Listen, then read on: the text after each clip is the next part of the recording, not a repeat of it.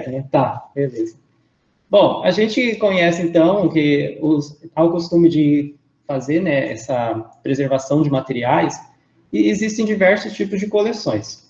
As mais conhecidas, assim, que eu vou citar aqui, são as coleções antropológicas, que são as coleções históricas, tem as coleções minerais, que mais a parte de geologia, que utiliza, as coleções botânicas, que tem outras subcategorias, né, como xiloteca, essicatas, às vezes tem coleções líquidas,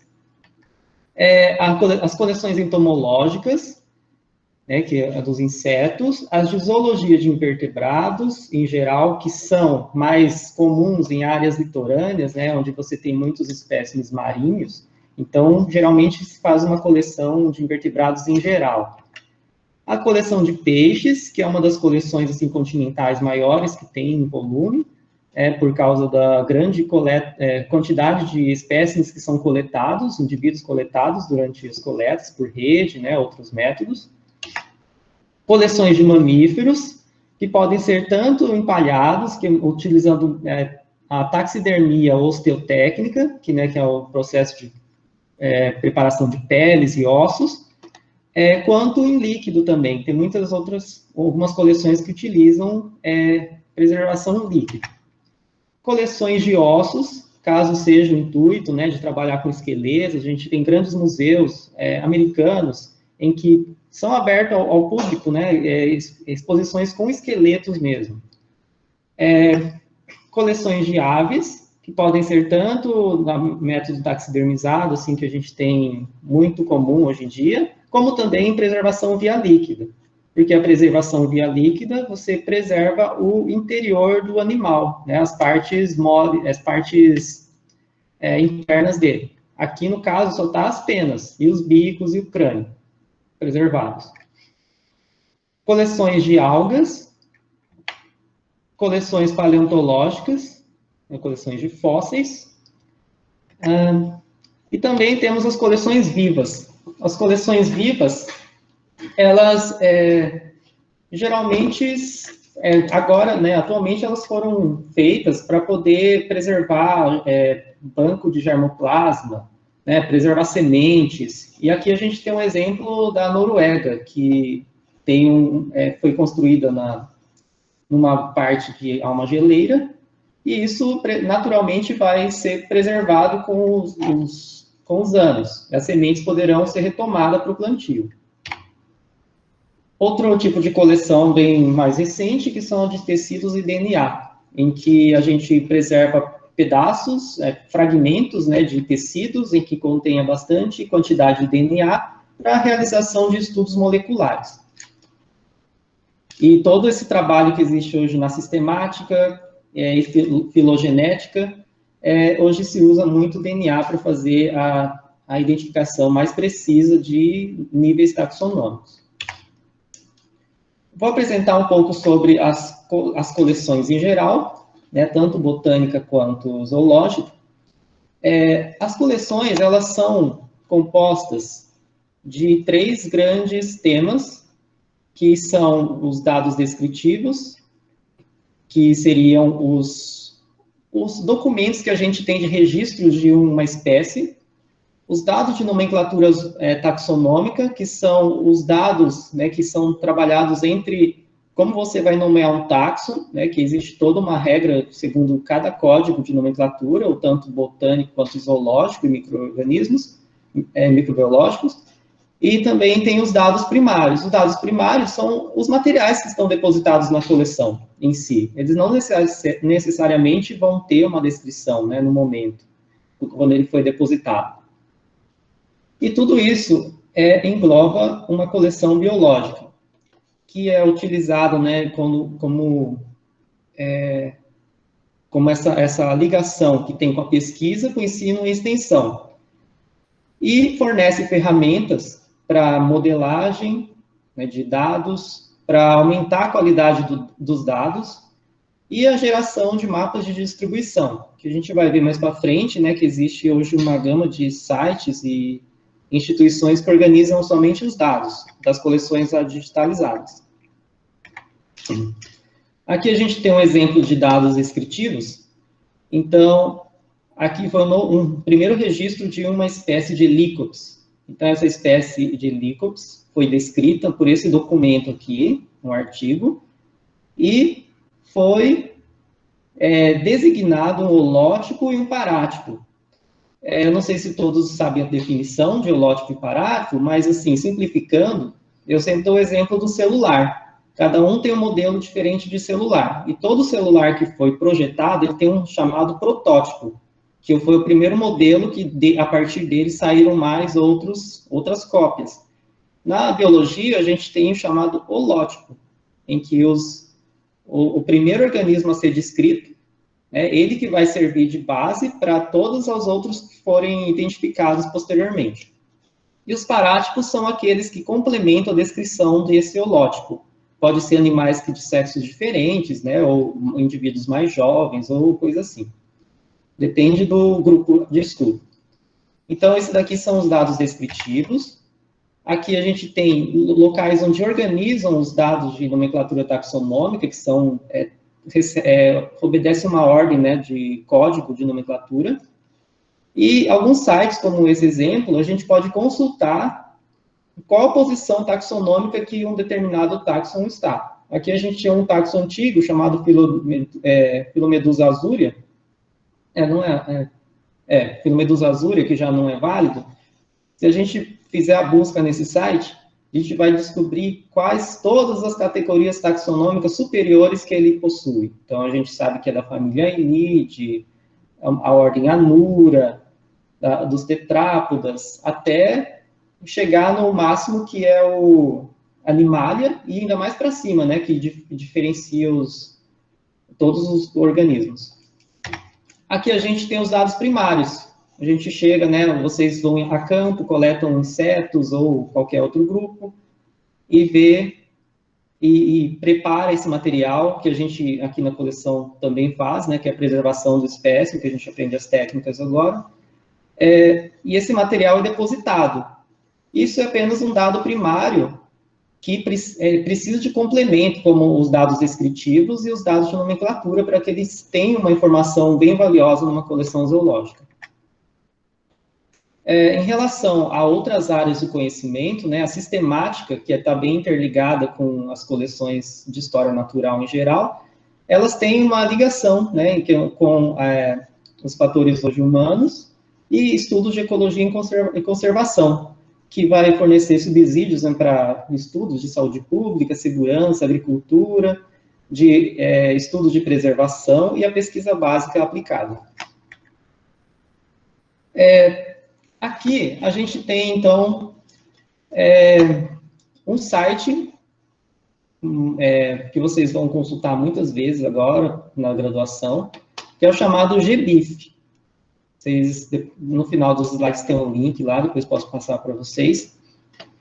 Todas as coleções que foram digitalizadas até hoje, os dados, eles são passados para esse site, que ele foi organizado mais ou menos na década de 90, em que pesquisadores do mundo todo queriam organizar as informações biológicas de todos os organismos do mundo. Então, teve uma convenção da diversidade biológica, em que eles decidiram fazer esse agrupamento de dados. Aqui no Brasil, a gente tem o chamado Species Link, que é esse site aqui.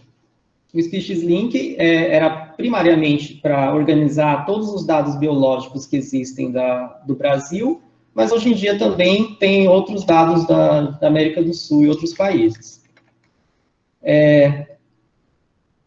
Aqui a gente tem um mapa, vocês estão vendo todos esses pontos vermelhos, eles são pontos em que o coletor, a gente mesmo, biólogo, né, que faz nossas coletas e pesquisas, a gente vai depositando o nosso material nas coleções. Só que, muitas vezes, essas coleções que podem ser continentais, que só ocorre aqui nessa área de mapa aqui da América do Sul, às vezes caem pontos na internet. Vocês podem ver aqui mais à direita, dessa imagem cheia de pontos, que parece que tem um traço, começa a aglomerar tantos pontos que formam um traço aqui na diagonal. Isso são erros de dados durante a digitalização dos dados. Então, antes, né, dessa informatização, não se tinha muito cuidado de vocês coletarem um espécime e verificarem a coordenada geográfica a ponto, assim, de cada bicho, mesmo que não seja um trabalho científico, que foram coletas de expedições. Hoje em dia, a gente tem esse cuidado, e toda essa digitalização contribuiu para que a gente possa fazer essas correções online mesmo.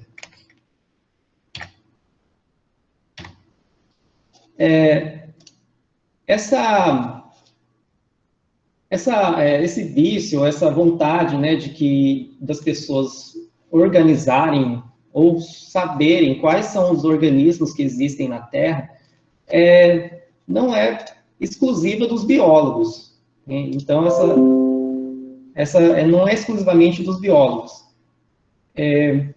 Esse site, por exemplo, é um site amador, em que pessoas interessadas em biodiversidade tiram fotos e postam as fotos aqui e buscam a identificação desses materiais. E muitas espécies novas já foram encontradas a partir de pessoas que postaram suas fotos e mesmo não sendo biólogas, né?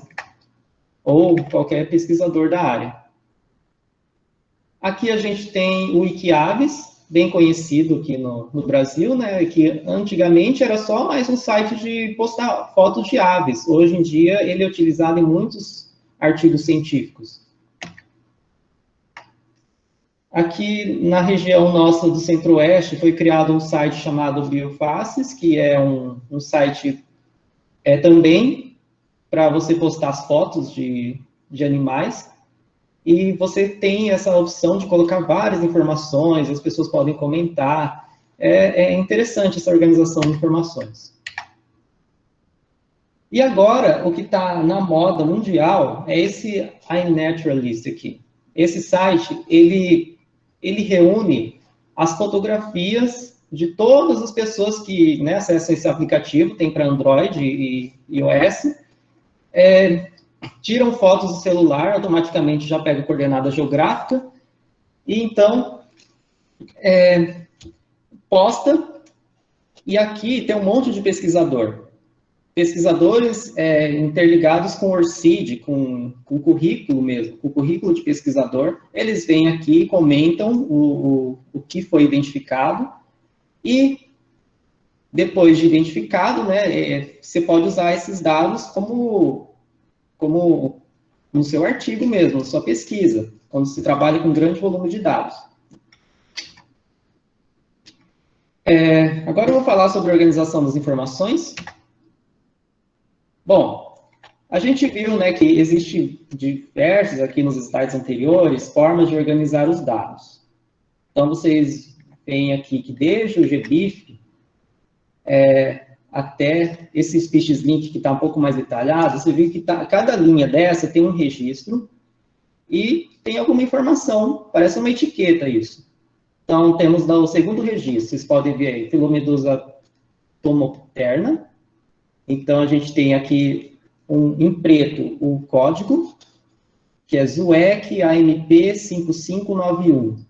Aí tem call, coletores, enfim, tem uma dezena de informações, né, que aqui está bem suprimido, mas tem várias informações que, de alguma forma, chegou a esse site de uma forma organizada, né? Então, ele foi organizado, tem uma matriz de dados, em que o site vem e coloca num visual, no layout mais agradável para o usuário.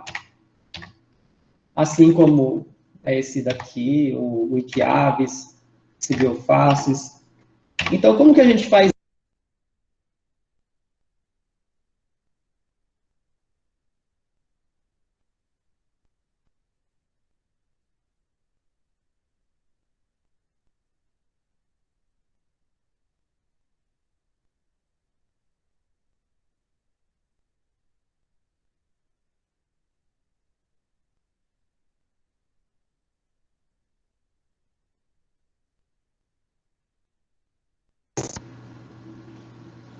Pronto, agora voltou? Acho que minha... Tá no slide? Só para confirmar. Tá, ok. Obrigado. É que minha câmera aqui desconecta às vezes. Então, vamos lá. Voltando aqui. Como organizar essas informações? Aquela mesma convenção em que vários pesquisadores se reuniram, né, há uns anos atrás, trabalharam arduamente para tentar organizar esses dados. E isso foi feito e publicado por meio de um artigo em que estabeleceu um padrão de organização de informações, que é esse artigo aqui, Darwin Core. Nesse artigo, ele descreve o que é necessário cada espécime coletado, né, no mundo todo, independente se é animal, planta, micro-organismo, qualquer coisa, bactéria, vírus, o que é essencial para que a informação tenha uma utilidade científica. Então, a gente tem esse artigo Darwin Core, que foi feito, né, toda uma descrição de centenas de palavras para cada palavra ter um sentido e uma informação pudesse ser puxada disso. Eu vou explicar mais detalhes para frente, mas aqui a gente tem, então, um resumo, o que seria o Darwin Core. Ele é uma ferramenta que auxilia a descoberta de dados. Então, por exemplo, quem trabalha em herbário, é muito comum em herbários você coletar, aqui, por exemplo, da UFMS, vou coletar uma amostra de uma árvore. Então, eu coleto as flores e os frutos. Coletando essas flores e frutos, a gente pega e faz vários materiais, cópias dessa árvore que foi coletada. Então, fazemos várias essicatas, chamadas de duplicatas, né, os materiais além da essicata principal, e a gente distribui por todos os museus possíveis no mundo.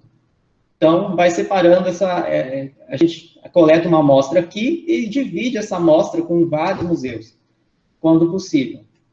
Só que antigamente não tinha essa ligação, né, da internet tão fácil como hoje.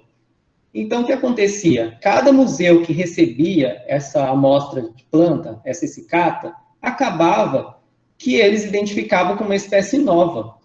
Então, você ia no Museu de Paris, está lá, espécie nova, publicado, tal coisa.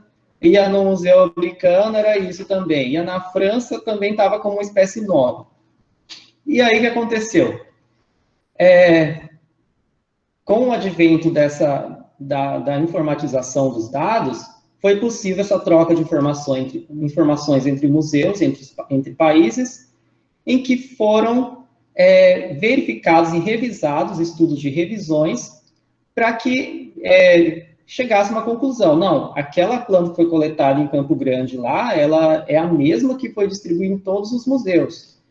E aí, vocês já devem ter ouvido a tal da sinonimização. Isso é um caso bem brusco que eu estou falando, mas existem muito mais detalhes em relação a isso. Então, existiam vários nomes científicos, que um pesquisador fez a revisão e colocou, então, esses nomes, fez um trabalho, né, colocando um apenas válido. Isso, então, atualmente, é uma vantagem a descoberta de dados, porque você tem materiais que não foram digitalizados, que agora são digitalizados, e tem essas informações muito mais fáceis. Recuperação de dados, que também tem a ver com coletas antigas, que você não tinha GPS, mas você tinha a descrição do local totalmente com detalhes, por exemplo, avenida, não sei o que, número e tal, e a gente precisava de uma coordenada geográfica para colocar esses dados, né, numa plataforma que automaticamente faz um mapa de distribuição. A outra vantagem, uma integração de informações entre diferentes plataformas. Então, vocês viram aqueles sites que eu mostrei anteriormente, que eles podem fazer o layout que quiserem, querem organizar as informações, mostrar o que quiserem, só que o padrão vem tudo de um padrão só, que é esse do Darwin Core. E o Darwin Core, ele também gerou nesse artigo um glossário de termos, que eu vou mostrar na sequência. Aqui o artigo. Aqui, como que atualmente esse artigo propôs a organização dos dados. Então, vocês estão vendo no meio desse círculo aqui, no círculo maior, está escrito Darwin Core. O Darwin Core, ele é um aglomerado de esses 4 círculos aqui no centro, que é dados de localidade, dados do organismo, de contexto geológico e dados taxonômicos. Esses dados são essenciais para uma coleção biológica, para um espécime coletado, preservado em uma coleção. Então, esse Darwin Core reuniu essas informações, baseados nesse círculo aqui em vermelho, traçado em vermelho, coloquei alguns bancos de dados já antigos que existiam, só que eram muito específicos para os grupos que eram trabalhados. Por exemplo, esse Dublin Core aqui é um sistema de organização de dados de biblioteca, né? Então, assim como a gente coloca sempre essa analogia, comparação, né? Que uma coleção biológica, ela é similar muito a uma organização de uma biblioteca, em que cada livro, eles têm um código, né, e tem uma seção, e na coleção biológica não é diferente, a gente tem cada espécie, cada indivíduo tem o seu código, tem o que ele significa, o título, que seria o nome científico, qual que é o agrupamento, qual que é a seção que ele pertence. Então, é bem parecido à organização de uma biblioteca. E esses balões aqui, ao redor, são as áreas que estão relacionadas com esse padrão Darwin Core, que é a paleontologia, listas taxonômicas, recursos genéticos, que mais? Dados de herbário, dados de observação. Os dados de observação é daquele iNaturalist lá que eu tinha mostrado, que é o site onde as pessoas podem tirar foto e depois mandar o seu registro para alguma coleção. Então, esses registros, eles estão baseados nesse padrão Darwin Core. Agora, vamos explicar o que é esse padrão, né, de Darwin Core. O que é esse padrão? Bom, aqui a gente tem na esquerda aqui, a gente tem local, data, coletor, identificação. Tudo isso daqui são os chamados dados primários. Então, vocês podem ver que se a gente mesmo, vou coletar algum bicho, né? Vou para campo, vou coletar algum bicho. O que é importante você ter numa coleta científica? Você tem que ter dados de local, onde foi coletado, a data, porque é um dado histórico, né? Porque pessoas podem coletar.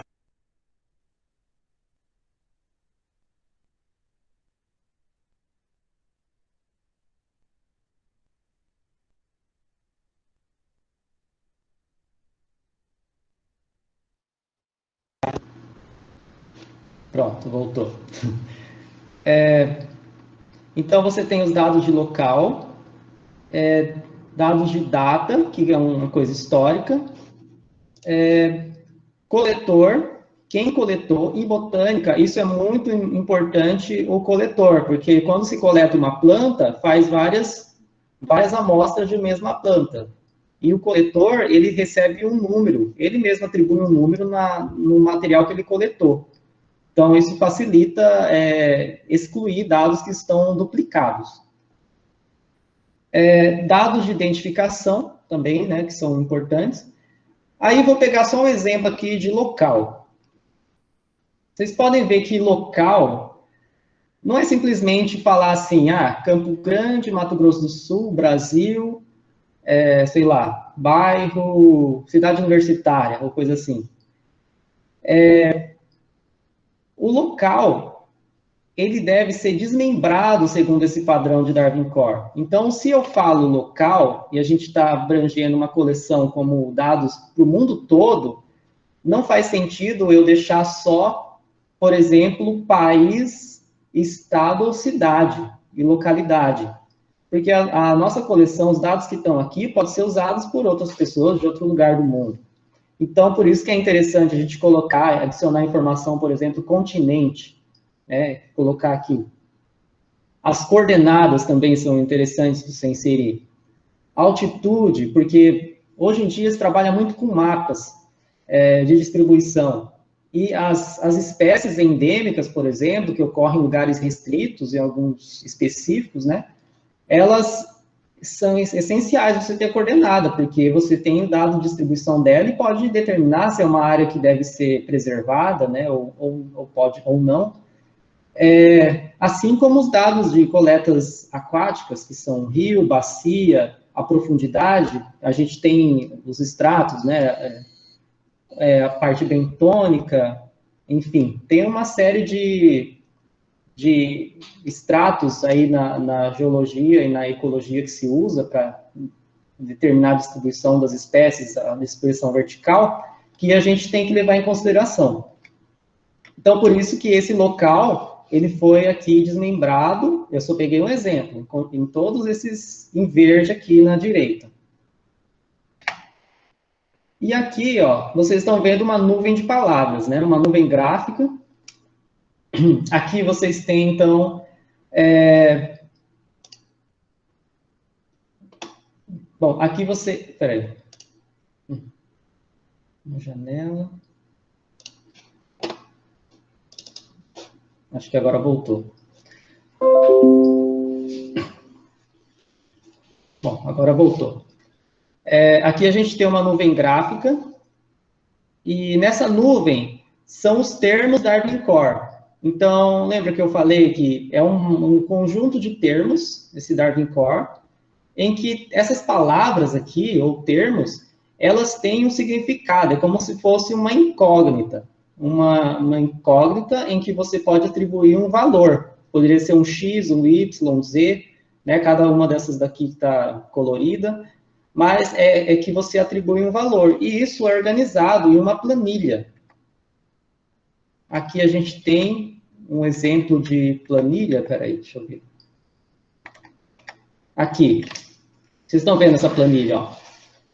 Eu coloquei esses títulos traduzidos aqui em português, mas cada palavrinha em inglês que existe lá, que tem um underline, aquela palavrinha lá em inglês que talvez não faça sentido no momento, ela foi traduzida aqui e é o título dessas colunas. Então, aqui tem data da última modificação, base do registro, código da instituição, enfim, tem uma série de colunas. A gente utiliza na coleção cerca de 85 colunas, mas existe cerca de 294 no total, e sempre é adicionado mais, dependendo da informação que precisa ser armazenada. E cada coluna dessa tem essa informação, e a linha é a informação que significa essa incógnita, que é o título da coluna. Então, a linha 2 aqui, ó, qual que é a data de modificação? 2/2/2013. Qual que é a base do registro? O espécime conservado. Aí você tem aqui, ó, qual é o nome científico aceito? Né? Itsinax acuminatus. E assim por diante. Isso seria, então, a nossa base de dados, como que ela é organizada. Aqui atrás, então, a gente tem essa nuvem de palavras, que é bem complexa, assim, mas se vocês olharem, fixar em uma palavra, por exemplo, ela vai ter um significado, e essas palavras, elas não são aleatórias, elas estão agrupadas nessa tabela, que são termos de registro, que é essa primeira linha, os dados de ocorrência, dados de evento, dados de localização, identificação, taxonômicos, contexto geológico, e 2 aqui no final, que é relacionamento entre dados. Então, por exemplo, se a gente tem uma coleta que houve presa e predador, a gente associa o código que houve de uma presa com o código do predador. Então, as informações estão bem interligadas. né, para não separar esses bichos. Ou se for um parasita, um hemiparasita, né, a gente coloca o hospedeiro e o parasita.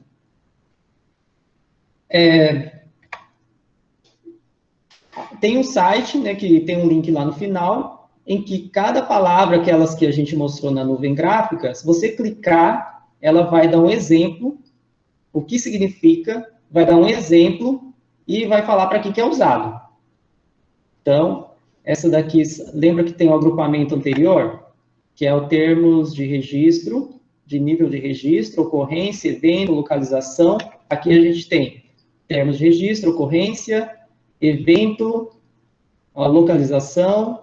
Então, você tem uma gama de informações que podem ser armazenadas em cada espécie coletada. Bom, todas essas informações são utilizadas por bancos de dados, que pode ser planilha Excel, pode ser algum programinha, Brands, o Specify, algum programa pequeno, assim, de coleções restritas, como de borboletas, ou, enfim. Cada um utiliza da forma com o layout que quiser, mas a planilha sempre vai ter um padrão, que é mais ou menos esse padrão assim. E todos esses bancos de dados antigos, eles começaram a atribuir essa informação do ArvingCore, e hoje em dia, né, eles disponibilizam no site deles as informações de uma forma mais livre e aberta. Entendendo por dentro, né, como é que funciona isso, a gente tem aqui várias planilhas que estão agregadas, formam um arquivo XML compacto, e lá no site do GBIF, aquele site lá no início que eu mostrei, onde reúne todas as informações da biodiversidade do mundo, aí vai estar o arquivo DWC Archive, que é um zip, que você pode baixar, e esse arquivo você tem todas as planilhas que existem do grupo que você quis pesquisar. No treinamento, a gente vai mostrar como fazer essas buscas, né? Então, vocês não fiquem preocupados no momento, isso daqui parece meio complexo para alguns, mas mais para frente a gente ensina isso. Aqui o modelo da planilha, a planilha que a gente usa na coleção zoológica do UFMS. E aqui tem, se vocês quiserem baixar no site, tem também disponível essa planilha. E a gente fez uma tradução aqui dos termos e agrupou eles também, né, para saber o que é cada coisa. Tá, eu queria saber agora, nessa pausa, se alguém tem dúvida em relação ao esse ArvingCore. Pra vocês anotarem, que daí eu posso passar mais materiais também para vocês, por e-mail ou para o Classroom, que vocês estão participando. Vocês podem dizer aí, ou escrever. Alguém?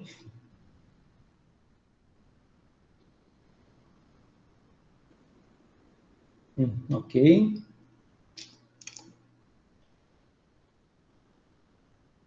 Tá. Então, beleza.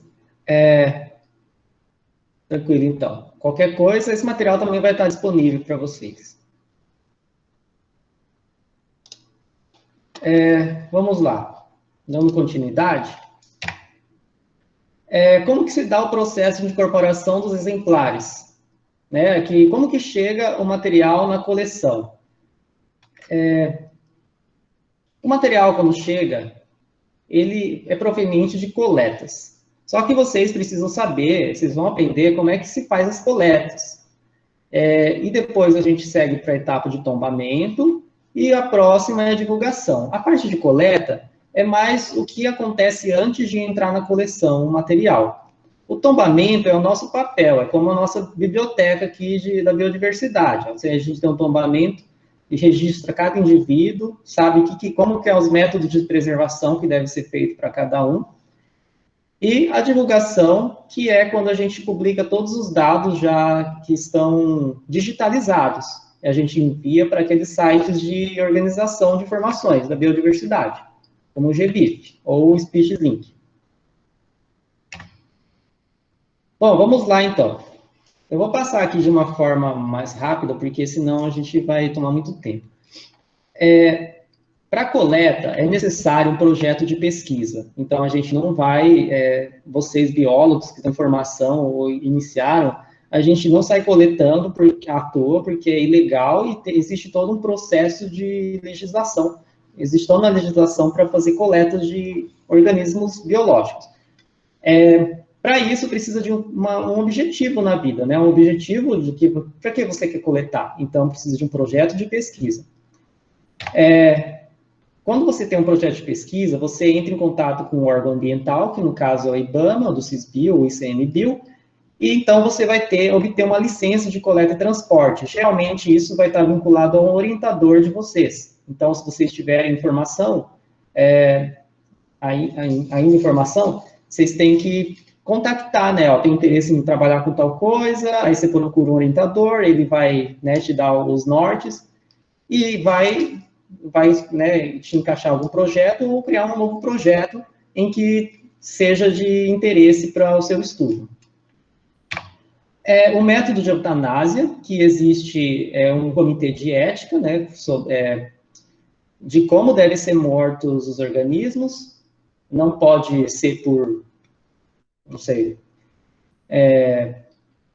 por exemplo, ratos, camundongos, não se pode matar por éter. O comitê de ética é contra porque é por asfixia, né? Então, existem outros métodos que pode ser por anestésico ou por pancada rápida, né, para ele não morrer de uma vez. Mas quem tem medo de matar esses bichos, a gente não costuma matar muito aqui, não. Já vem tudo morto para a gente.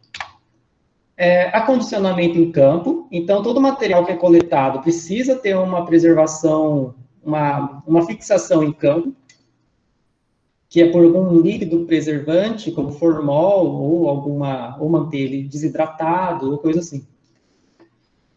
Etiqueta de campo. Então, etiqueta de campo é uma informação muito útil, porque quando chega no laboratório, você não vai perder o material. Você sabe de onde ele veio, qual hora que foi coletado, né? Então, tem todas as informações já nessa etiqueta de campo. Coleta de tecido, que eu falei no início, que a gente tem os estudos moleculares hoje. Para você coletar tecido, necessita, o bicho não está fixado ainda. Então, precisa coletar o tecido fresco, preservar em álcool PA, álcool 100%, e você preserva esse material. E envia para uma coleção também. A fixação, que é o processo onde passa formol. Os dados de coleta que vocês têm que ter tudo anotado em cadernetas de campo, né, ou numa própria etiqueta junto ao espécime. Os métodos de conservação ou de preservação, que após a fixação, você tem que colocar em álcool, você não pode deixar muito tempo em formol, porque senão o material vai ficar duro, ou se não deixar muito tempo em um produto químico em que vai deteriorar o tecido, né? Não por micro-organismo, mas sim por muito ácido, muito... pode estragar o material por causa do método químico. A solicitação de depósito em uma coleção, então, necessita entrar em contato com uma coleção biológica, um zoológico botânica, para poder depositar esse material. E, no final de tudo, da coleta, depois, até de fazer o tombamento, enviar para a coleção, você precisa fazer um relatório ao órgão ambiental. Então, tudo que é tirado na natureza, ele tem que ser pedido para ser tirado, e ao final você tem que falar o que você fez quando tirou esse material da natureza. Então, isso geralmente para vocês da graduação vai estar incluso junto ao projeto do orientador, que é ele que vai ter a licença de coleta. O tombamento é a parte que a coleção fica em sua maior parte do tempo, né, fazendo isso. Então, a gente tem, o que a gente faz aqui? Digitaliza e verifica a qualidade dos dados.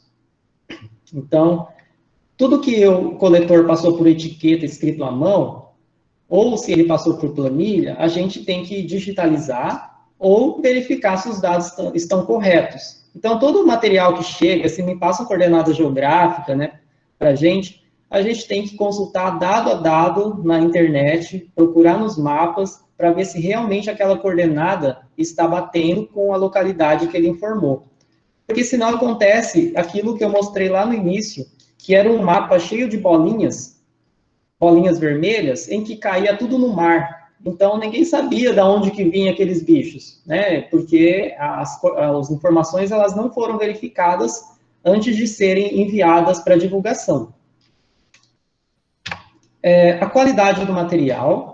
Então, se envia um material, tem que ser um material que esteja bem fixado. A gente não vai em estados de putrefação, né? Ou que estejam faltando partes, se não tem uma justificativa.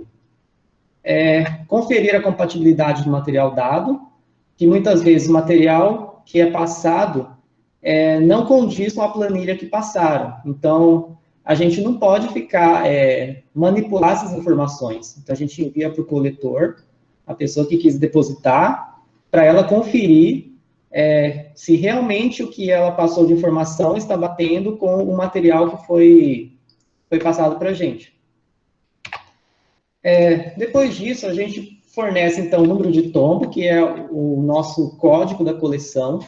Esse número de tombo, ele tem uma extrema importância atualmente, porque todos os materiais biológicos coletados, eles precisam ser comprovados para ser publicados, precisam ser comprovados para a revista, que ele foi depositado numa coleção, porque eles não vão querer aceitar artigos que tenham um cunho de biopirataria, né? Então, peguei um bicho ilegal na natureza, não tombei na coleção, e eu vou publicar esse artigo. Isso vai totalmente contra o Código de Ética Internacional. Então, por isso que a gente tem que tomar esse cuidado, e o registro na coleção é algo muito importante.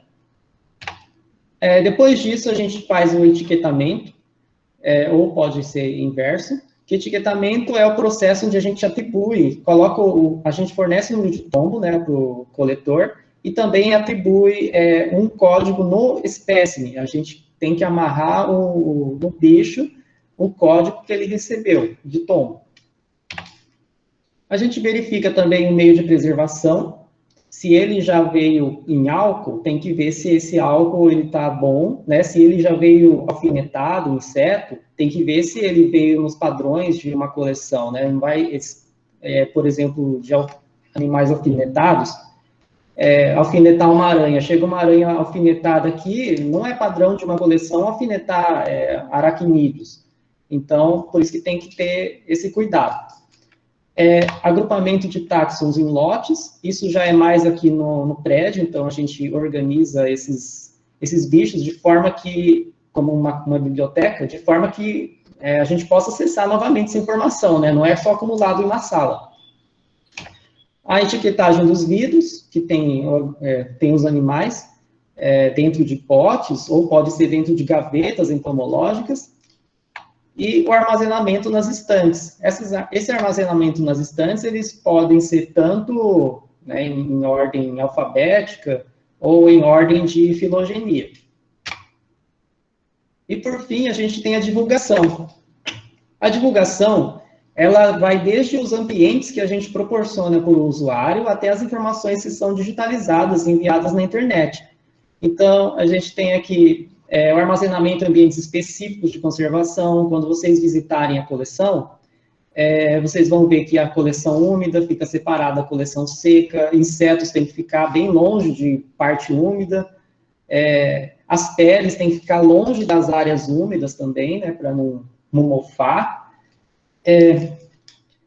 A organização nas estantes por táxons, ou também pode ser por ordem alfabética, depende do grupo, né? Depois vocês vão saber o porquê na prática, porque muitas vezes organizar por ordem filogenética, há muitas mudanças taxonômicas nos bichos, então não é muito comum. Então a gente coloca a ordem alfabética mesmo. Visitação pública, o que a gente proporciona, né? Antes da pandemia a gente tinha essa visitação, pesquisadores, as escolas vinham para cá. Divulgação do local, estrutura via web, a gente tem os sites, as nossas planilhas estão disponíveis online, no GBIF, os links todos, assim como as fotografias, sons e mapas, a gente tem que sempre organizar esses dados. remessa de material, a coleção também é parte de divulgação, a gente manda material para outras instituições, como também recebe, e a preparação de checklists e catálogos. Então, tudo que a gente conhece aqui de fauna, por exemplo, de Mato Grosso do Sul, a gente tem artigos que publicaram isso, e também a gente precisa, a coleção nossa é um acervo que tem todas as informações de todas as biodiversidades de Mato Grosso do Sul. Se a gente for uma coleção de São Paulo, a gente vai ter mais informações da biodiversidade de lá. Aqui a gente tem nossos representantes aqui incorporados. E agora, vou fazer um breve histórico, só para apresentar para vocês como que a gente começou, né, o nosso trabalho. Tudo começou mais ou menos em 1991, a coleção foi fundada, porque existia, né, na década de 90, uma grande quantidade de material que foi coletado, e grandes pesquisas, né, foram iniciadas aqui no Mato Grosso do Sul, e são recentes também. Então, sairia muito caro, né, vocês a gente enviar os materiais tudo para fora de Mato Grosso do Sul, enviar para o Museu da USP, o Museu Nacional. Então, a gente foi fundada aqui a nossa coleção, a partir do levantamento da fauna da região do Palácio do Lontra, do Pantanal, assim como as botânicas também foram mais ou menos nessa época. E também é uma vantagem em ter coleções distribuídas pelas cidades, pelo país, pelos estados, né? Porque vocês podem ver que existiam grandes coleções como o Museu Nacional, algumas coleções europeias, que haviam milhares de exemplares, que pegou fogo, né? Pega fogo uma vez só, acaba com toda a informação. Então, por isso que é bom a gente ter essas coleções divididas, e pequenas coleções também no interior, assim como da Ali, né, que ela disse que estão fazendo uma coleção. Tem uma coleção lá no Pantanal, precisa essas informações serem bem distribuídas. Os principais grupos que a gente começou Os principais grupos que a gente iniciou foram mariposas, crustáceos, moluscos, peixes, maioria tudo do Pantanal mesmo.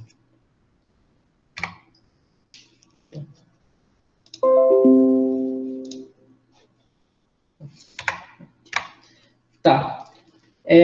Toda coleção, ela precisa de uma pessoa responsável por toda essa organização dos dados. Então, a gente chama de curador. Atualmente, o professor Gustavo Gracioli, esse último aqui da linha, do último tópico, ele é o curador da coleção zoológica, mas anteriormente foi o professor Franco, o professor Otávio Frolich, que já em memória, né, e o Luiz Onofre também em memória, eles já não estão mais presentes. Aí, o fundador foi o professor Antônio Carlos Marini, que aparentemente ele mora no sul do Brasil. A gente tem muitas informações sobre ele.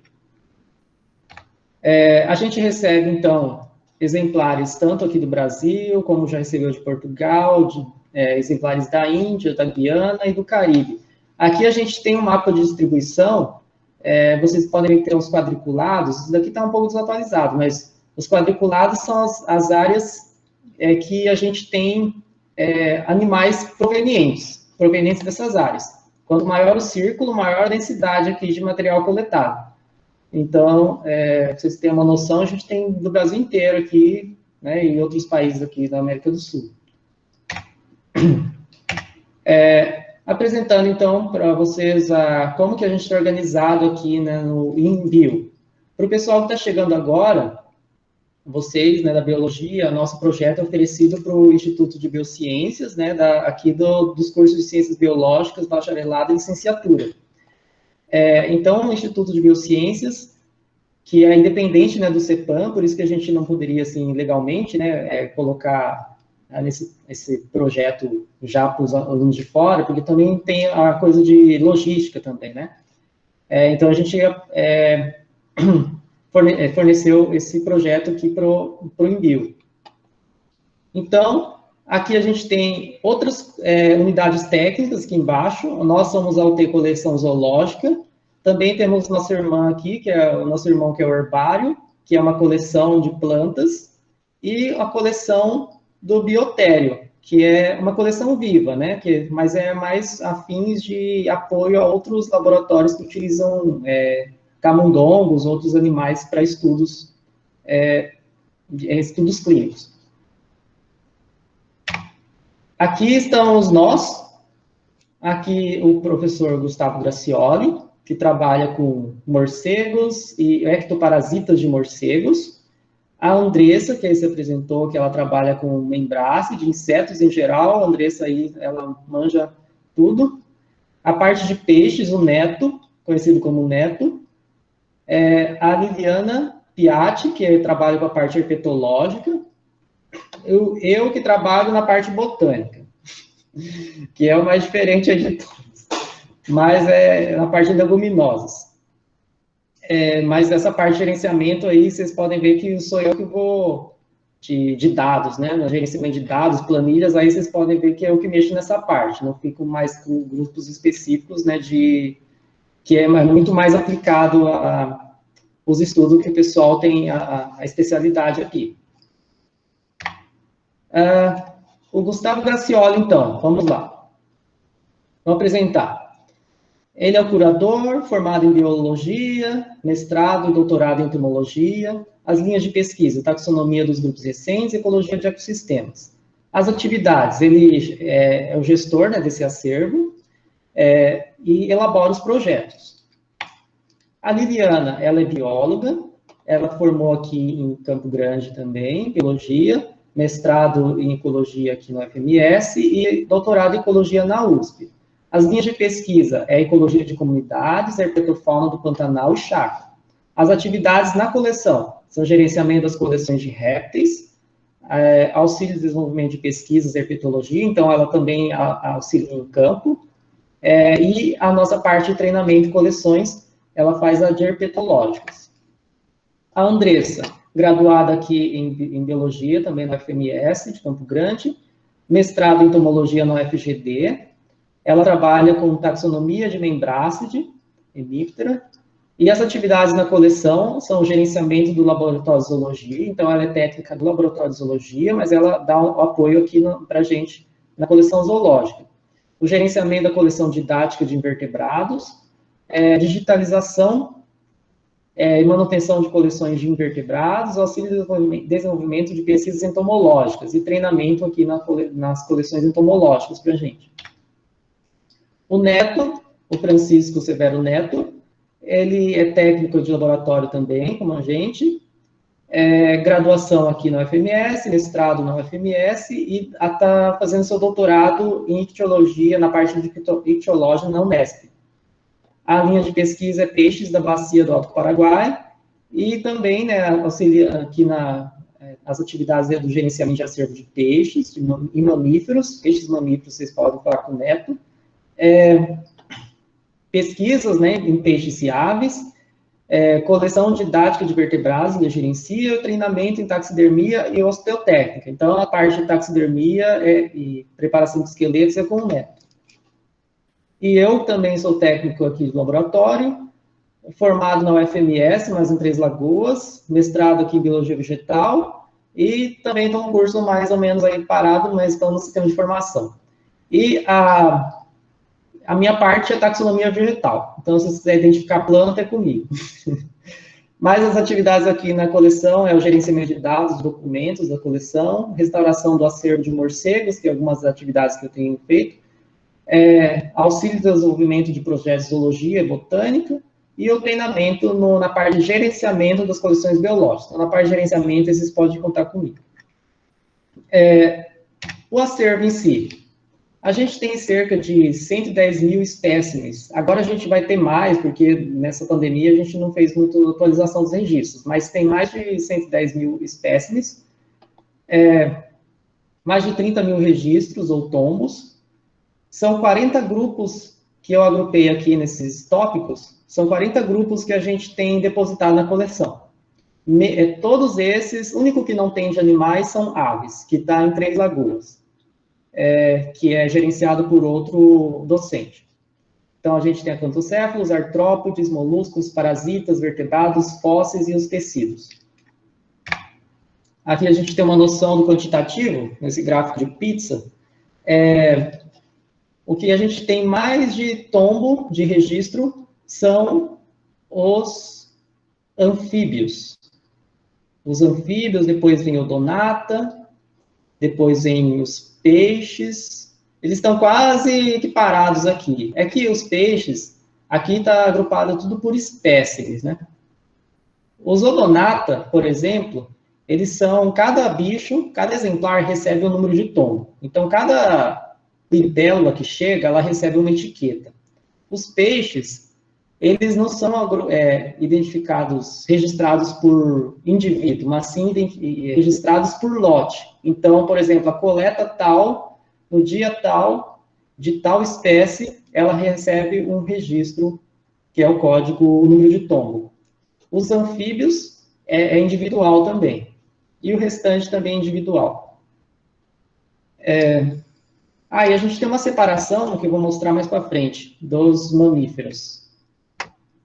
Bom, os serviços que a gente presta, então, são os depósitos de espécimes, preservação deles, a manutenção dos dados da biodiversidade, que todos esses dados que a gente mexe, a gente tem que sempre estar atualizando, o fornecimento de exemplares, caracterização regional e um lugar para a identificação taxonômica. Então, qualquer pesquisador que queira, né, do Brasil ou fora, comparar o seu espécime que foi coletado, ele pode vir na coleção aqui para fazer a comparação, né, com o que está depositado e tem já uma identificação mais precisa. Isso daqui está disponível no nosso site online, as nossas coleções que já estão digitalizadas. Então, a maioria, muitas delas já estão no GBIF e algumas delas estão no Species Link. Então, se eles quiserem depois entrar no site da ZUFMS, vocês clicam lá, nesses links aqui, qualquer um você escolhe, e vão ver que todos os dados estão digitalizados, e esse é o nosso trabalho, né, final da divulgação, que é divulgar esses dados, e a gente, vocês do treinamento, auxiliam a gente na preparação desse material para que ele chegue nessa etapa final. E aqui a gente tem algumas redes sociais, se vocês quiserem seguir. Então, tem o Instagram, que é mais conhecido, né, do Coleção _ZUFMS. Tem também o site, né, aqui. Tem o Facebook, a página da Coleção Zoológica ZUFMS. O que mais? Tem no Google também endereçamento. Enfim. Isso daqui é mostrando como que era a nossa coleção há um tempo atrás. A nossa coleção, ela estava muito desorganizada. A gente não tinha essa organização que a gente tem hoje, esse nível que a gente chegou, não era o que a gente apresenta hoje. Por isso que hoje a gente tem mais tempo até para fornecer esses projetos de ensino. Antes, as coleções, cada grupo era distribuído por toda a UFMS, tinha até no interior, tinha coleção, os bichos estavam para lá, não tinha padronização de informações. E isso, com o tempo, esse fluxograma aqui mostra um pouco como é que era a coleção antigamente, proveniente de outras localidades. Hoje em dia, a gente tem essa organização, o que está em verde escuro são as coleções de vertebrados, e o verde claro, as coleções de invertebrados. E as em laranja são coleções que são, né, vertebrados e invertebrados, só que elas têm que ter uma separação um pouco restrita, porque tecidos engloba tudo, né? E não tem como você armazenar um tecido junto com o bicho que foi coletado, precisa estar congelado. Os fósseis, eles são mais difíceis de agrupar porque, por exemplo, você coleta um pedaço de osso e a identificação máxima que você consegue é animalia, né, o reino animal. Então, não tem como a gente encaixar em alguma dessas coleções tão facilmente, que a identificação dos fósseis são mais complexos, né, os métodos de identificação. Então, a gente tem aqui, que eu ia falar dos morcegos, tem a coleção de Chiroptera, que é o terceiro quadrado verde escuro, e embaixo tem a coleção de mamíferos não voadores. Essa separação, ela se deu devido à coleção de Quiróptera dos morcegos ser muito representativa historicamente aqui na nossa coleção. Então, a gente manteve os morcegos separados dos mamíferos não voadores. Então, por isso que tem essas duas separações. Isso daqui é o número de tombo. O que consiste o número de tombo? A gente tem um código da coleção, ZUFMS, que é o nosso símbolo. O código de catálogo, que é esse anterior aqui. Vocês veem que tem um inicial com 3 letras, né? 3 letras. A gente tem esse código, é chamado código de catálogo, que é o ANP, por exemplo, para a coleção de anfíbia. E o código de 5 números ou mais, se for necessário, 5 dígitos numéricos. E esse final aqui em vermelho embaixo é o número de tombo, ou registro, número de registro. Isso daqui é como se fosse, né, voltando àquela assimilação lá de biblioteca. Se fosse um livro, né, cada espécime fosse um livro, esse código estaria no livro. Esse código estaria no livro e ele pode se formar um código de barra. Então, o leitor lá faria a leitura e saberia que esse código significa esse exemplar. Essa tabela a gente mostra o que mais tem, né, de espécimes, quantidade de espécimes, de indivíduos coletados, não de registros. Em primeiro lugar, o que tem mais coletado são os peixes, depois vem em segundo os anfíbios, aí vem terceiro, os díptera, quarto, odonata, quinto, himenóptera, sexto, répteis, e assim por diante. Vocês podem ver que parece que esse número está um pouco menor do que foi previsto. É porque muitos desses grupos, desde aquele momento que a gente retomou a digitalização do acervo, a gente está restaurando esses exemplares. Então, por isso que, né, nessa parte que vocês vão contribuir com a gente, vai ser muito mais nessa parte de restauração do acervo. Principalmente na parte de insetos. Os insetos já foram coletados, mas eles não receberam número de tombo, não receberam registro. E vocês vão aprender a registrar esses espécimes. Com o decorrer do tempo, vocês vão se deparar com essas etiquetas, e todas elas têm um sentido. Por exemplo, essas 3 pequenininhas aqui da esquerda são as etiquetas para a coleção da maioria dos invertebrados, que os alfinetados. Então, os alfinetados recebem 3 etiquetas, a Andressa vai especificar mais no curso dela. E aqui a gente tem as etiquetas de coleção de invertebrados e alguns invertebrados. Então, essa do meio aqui, que está ZUFMS REP 01009, etiqueta de tombo de vidro, é o que recebe num sapinho, por exemplo. A gente amarra na perna do sapo, ou numa serpente. A gente coloca essa etiquetazinha pequenininha neles, mas eles também têm essas outras etiquetas no vidro, que tem todas as informações de coleta, quase todas as informações de coleta, que seriam 85 informações, não cabe na etiqueta, a gente deixa as básicas. E a de baixo é a etiqueta de identificação. Então, como eu havia dito, a gente tenta organizar os táxons de acordo com a filogenia, mas quando não é possível, a gente coloca em ordem alfabética, né, de táxon. Então, a gente vai por agrupamentos. Primeiro agrupamento de gênero, depois de família, né, depois de subordem. A gente vai agrupando, assim, de forma a localizar no prédio, nas estantes, mais facilmente.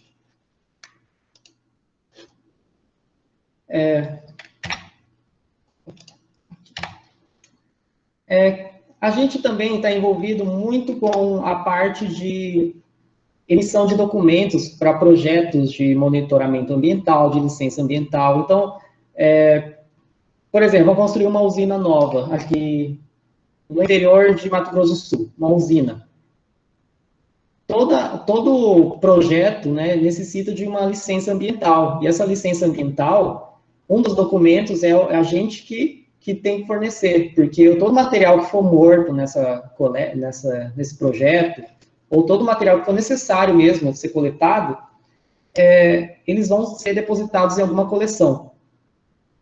E aqui, no caso, a nossa coleção zoológica libera esse documento. A gente também faz a remessa de pesquisa para materiais para pesquisadores, e a gente sempre tem que estar atualizado com as novas tecnologias que vem implementando na coleção, né? Então, antigamente, né, uns anos atrás, não se tombava fotos. Hoje em dia, a gente registra fotos, né? Então, é uma coisa que vai sendo incorporado, assim como sons, a gente tem que registrar o som, gravar essas informações dos animais que emitem, né, vocalizações. E aqui uns exemplos, né, de uns formulários da coleção, tal. Isso daqui vocês vão ver com o tempo. E agora vamos falar do treinamento um pouquinho, que a gente essa é a última parte. Do treinamento, o nosso projeto, ele é de ensino, né? Não é um projeto de pesquisa, nem um projeto de extensão. A gente, às vezes, faz alguma atividade extensiva, como, por exemplo, os projetos da universidade de aberto às escolas, para visitar o nosso acervo. Então, a gente acaba fazendo um pouco da extensão. A de pesquisa já não. A gente aprende muito de coletas, o que, às vezes, em projeto de pesquisa, vocês não vão aprender. Aqui, vocês vão aprender a coletar os materiais, né? Então, e incorporar no acervo. Então, é uma parte bem importante, que, às vezes, a gente fica meio apavorado quando inicia a graduação, que não sabe, como é que eu coletar? Onde vão achar, né, material para coleta? Como que mata um bicho? Aqui a gente vai, na medida do possível, ensinando para vocês. Atividades não curriculares que contribuem para a complementação do curso de graduação. Então, o que é esse projeto? Né? É uma atividade não curricular, não é uma disciplina, né? É um projeto de ensino, mas para complementar o estudo de vocês. Ele também contribui para efetivar a melhoria estrutural, organizacional e funcional do ensino da graduação. Então, aquilo, né, que eu disse que às vezes é necessário complementar no curso, que às vezes vocês não vão ver, essa parte mais técnica, que talvez não aprendam no curso, de ciências biológicas, aqui vocês podem ter isso mais na prática. E o que a gente vai abordar nesse curso, né, desse projeto? A gente agora já iniciamos com a introdução, o histórico das coleções biológicas, vamos falar também sobre as noções básicas de segurança laboratorial e também enfatizar a importância das coleções para pesquisa científica. A parte teórico-prático vai envolver métodos de coleta e preparação em campo, métodos de preservação de espécimes, tombamento e manutenção do acervo, gerenciamento de dados da coleção e exposição em eventos acadêmicos. Então, essa parte vai ter tanto prático quanto teórico. Aqueles que foram selecionados vão ficar com a parte teórica aqui nas palestras, mas o restante, os que foram selecionados vão ficar mais com a parte prática, né? Mas a gente vai, para os demais, também fornecer o material teórico. E aqui a gente tem um cronograma atualizado, que talvez possam sofrer alterações, depende, né, das notícias que a gente tem mais para frente, mas aqui em julho a gente já tem essa palestra aqui para finalizar o mês, aí a gente vai ter outras palestras durante o ano, até fevereiro a gente pretende continuar, até fevereiro, né, porque a gente, na verdade, era um ano esse projeto, mas como teve a pandemia, a gente teve que encurtar um pouco esse período, mas ele vai até fevereiro. E aqui, muito importante para vocês focarem agora, que é a rotatividade bimestral. Isso daqui vai ser muito mais para quem for fazer a parte prática. Então, mais alguns tutores, né, vão fazer a parte teórica, então vai ser interessante que vocês se agendem para quem for fazer as partes teóricas, que a gente vai abordar esses quatro temas aqui. O primeiro, que vai ser a primeira dupla, a gente vai fazer um rodízio de duplas. Então, primeira dupla, segunda, terceira e quarta. A primeira, a gente vai iniciar com a digitalização e gerenciamento de dados. Enquanto eu vou estar com a primeira dupla, por exemplo, eu vou estar com a primeira dupla ensinando como é que mexe Excel, como é que digitaliza o acervo, as planilhas e tal, vai ter o pessoal já que vai estar com a Liliana, aqui em Anfíbios e Répteis, e com peixes e mamíferos, com Neto e com Andressa aqui nos insetos. Então, ao mesmo tempo, a gente separa, né, as duplas e começa as atividades. Depois de cada 2 meses, a gente vai rodar isso.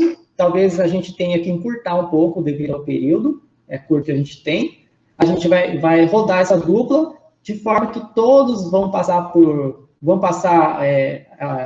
por esse assunto aqui da digitalização comigo. Todos vão passar, todas as duplas vão passar, assim como os demais. E isso está envolvido com quem vai fazer as partes práticas, porque é muita gente para uma pessoa só, então a gente fez essa divisão.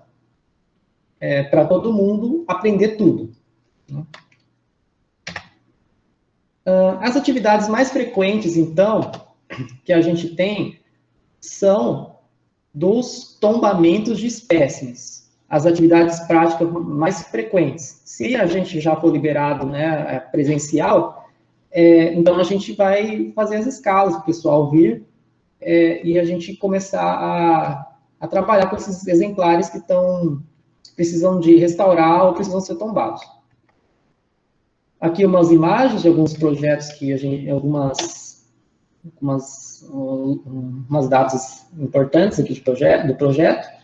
Então, a gente tem na primeira imagem aqui o pessoal fazendo um tombamento, na segunda tem uma exposição, que foi mesmo aqui na UFMS, a terceira aqui da serpente esticada, né, que o pessoal faz a taxidermia.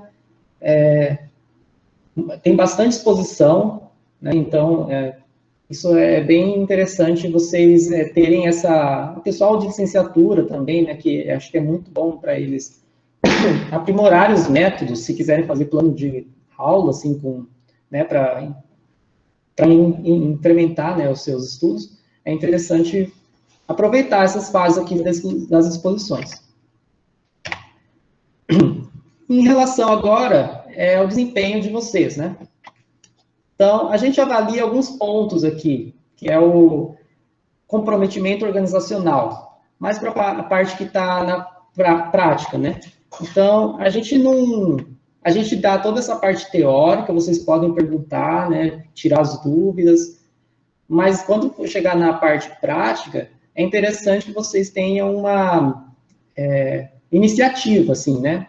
Porque eu sei que a gente, às vezes, fica meio desnorteado, o que será que eu faço? Mas não tenho medo de perguntar para a gente o que tem que fazer com o seu tutor, né? Com o seu tutor, agora a gente tem os monitores, para saber o que a gente precisa fazer, né? Eles vão passar atividades para vocês, a gente vai passar.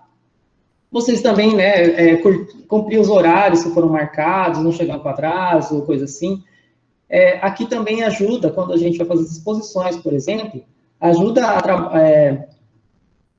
muito a treinar o trabalho em equipe, né? Então, o pessoal precisa se comunicar entre si para tirar as dúvidas, o que eu vou falar, o que a gente vai abordar, né, para as escolas que vão vir para cá, o que a gente vai fazer, o que a gente tem que fazer, a gente deixa, assim, bem livre para vocês jogarem as ideias, porque nosso projeto, alguns anos atrás, era um piloto, né? Agora ele está um pouco mais consolidado, mas mesmo assim a gente precisa de ter ideias boas para que ele se aprimore, né? Bom, vocês responderam o questionário de seleção, que tinha algumas perguntas meio retóricas, assim, né? Mas isso é principal para a gente fazer uma seleção do pessoal que quer mesmo, né? Que tenha maior vontade, disponibilidade, porque eram muitas inscrições, e a gente não tem como ficar falando, não, vou escolher, não tem como escolher a dedo. A gente fez uma avaliaçãozinha, e aí o pessoal que atendeu mais os requisitos, que estava no vídeo isso daqui também, né? Uma parte disso estava no vídeo. Então, aí que eles foram selecionados, né? Então, por isso que a gente avaliou no início essa parte de ter iniciativa, trabalho em equipe, ética, disposição, por meio daquelas perguntas.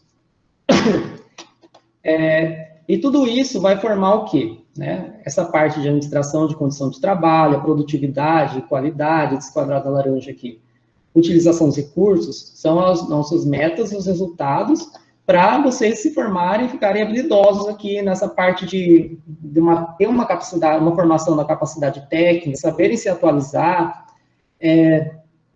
terem essa responsabilidade de ter uma pontualidade e se adaptar. Por exemplo, alguém não gosta de mexer com carniça, né, com a taxidermia. E agora, o que eu faço? A gente vai conversar, você pode conversar com o tutor, né, a gente pode usar métodos que você não passe mal, né, ou coisa assim. Mas eu acho que talvez na seleção, talvez já tenha filtrado um pouco. Mas a gente está aberto para isso. E tudo isso daqui, né, todo aquele quadro anterior que a gente mostrou, está relacionado ao nosso comportamento. Então, isso daqui é o final que a gente tem de avaliação final, vocês recebem as horas pelo trabalho. Geralmente, o pessoal que não tem muito desistido, né, porque a gente tem um cronograma bom agora, mas geralmente o pessoal desiste porque chega no final do semestre e está muito acumulado de coisas para fazer. Só que daí às vezes não dá conta de dar de ser concomitante as duas coisas, aí pode conversar com a gente, né? Se for realmente impossível de continuar no projeto e não conseguir se organizar com os horários ou coisa assim, aí vocês podem entrar em contato, vocês vão receber o certificado de acordo com as atividades que vocês fizeram. Né? Então, vão receber as horas que vocês assinaram no papelzinho, que a gente tem uma folhinha de controle que vocês vão assinando.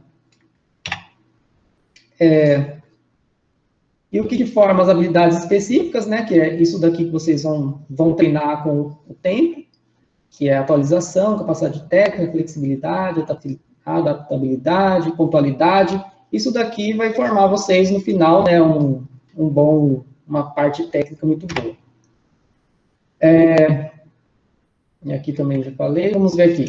Sim, algumas observações importantes que a gente precisa tomar quando chegar na coleção. Aqui talvez a gente tenha que falar isso quando tiver a parte prática, mas é importante não se alimentar em áreas que tem coleção, né? Alimentar tem as áreas do prédio para se alimentar. A temperatura, sempre quando chegar na sala, quem trabalhar com insetos mesmo, vai sentir muito frio na sala. Então é interessante que traga um casaco. Né? Assim como um herbário, as pessoas quase morrem congeladas, mas elas precisam levar o seu casaco. Não, eu vou desligar o ar, porque eu não quero sentir frio. Mas o importante lá é preservar os espécimes para não entrar nenhum micro-organismo. Né? Então, o importante lá é os espécies que estão lá por centenas de anos, que vão ficar preservados. Então, tem que ter um cuidado com a temperatura, com a umidade também. A iluminação é mínima, então não está usando uma área da sala, apaga a luz. Não é por economia. Também, né? Mas não é por economia, mas sim porque a luz, essa luz branca que a gente tem, ela tem não tem total filtro de filtro UV. Então, as coisas desbotam, os equipamentos das suas casas ficam meio amarelados, é por causa do UV. E os espécimes que estão em álcool, em vidro, também desbotam. Né? As serpentes, corais, elas podem ficar tudo cinza, porque não tem... A luz pode estar desbotando eles.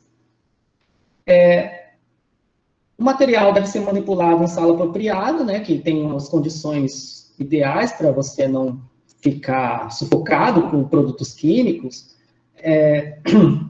Outra forma também interessante, que eu vou ter que passar para vocês quando começar as práticas, que é como vocês têm que se defender se acontecer algum sinistro, de algum um incêndio, foco de incêndio, vocês têm que estar meio antenados com a segurança do prédio para vocês mesmos. E importante trazer sempre os seus equipamentos de proteção individual e equipamentos de proteção coletiva, que é EPI e PCs. Que isso também vai ser abordado mais para frente. E aqui as referências, que vocês depois podem buscar. E é isso, pessoal. Então, obrigado aí, o pessoal que conseguiu ficar até agora. Acho que a maioria, né, ficaram até agora.